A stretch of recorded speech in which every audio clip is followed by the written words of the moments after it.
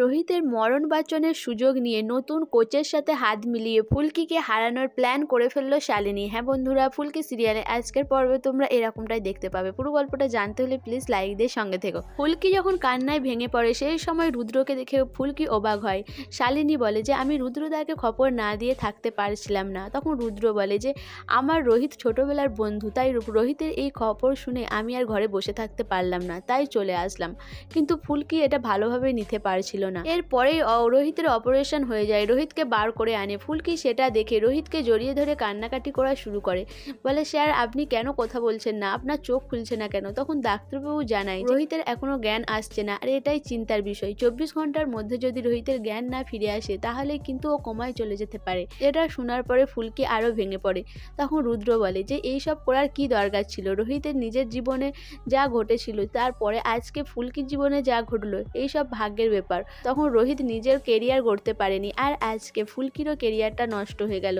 রোহিত কি পেল? রোহিতের তো আর কিছুই পাওয়ার নেই। এই সব শুনে ফুলকি তখন বলে যে জামাইবাবু আপনি নিশ্চয়ই খুব খুশি হয়েছেন, আমি জানি শাকচুন্নি আপনাকে এখানে ফোন করে ডেকে এনেছে এইসব দেখে মজা পাওয়ার জন্য, আমি সেটা বুঝতে পারছি, কিন্তু আমি স্যারকে হারতে দেব না। আমি স্যারের গলায় মেডেল পরাবই, আর আমি জিতবই।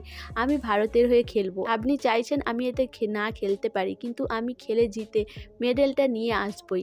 রুদ্র তখন অবাক হয়ে যায় যে ফুলকি হঠাৎ করে আবার কি হলো, এ কেন এখন খেলতে চাইছে। এদিকে শালিনী বলে যে ফুলকি তো এই অবস্থায় খেলতে পারবে না, তাই আমার দিকে অন্য বক্সারকে জোগাড় করতে হবে। কিন্তু ওই অ্যাসোসিয়েশনের কেউ মানতে চায় না, বলে যে না, ফুলকির মতো এরকম ভাবে কেউ খেলতে পারবে না।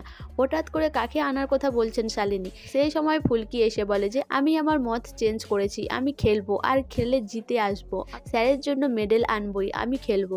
এটা শুনেই তখন শালিনী বলে যে ফুলকি এখন এ কথাগুলো বলছে, কিন্তু ও কি খেলতে পারবে?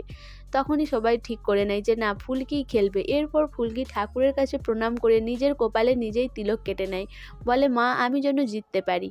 কিন্তু ফুলকির জন্য তো একটা কোচের দরকার, কিন্তু আমরা এখন কোচ পাবোই কোথায়? তখন শালিনী বলে যে আমি দেখছি।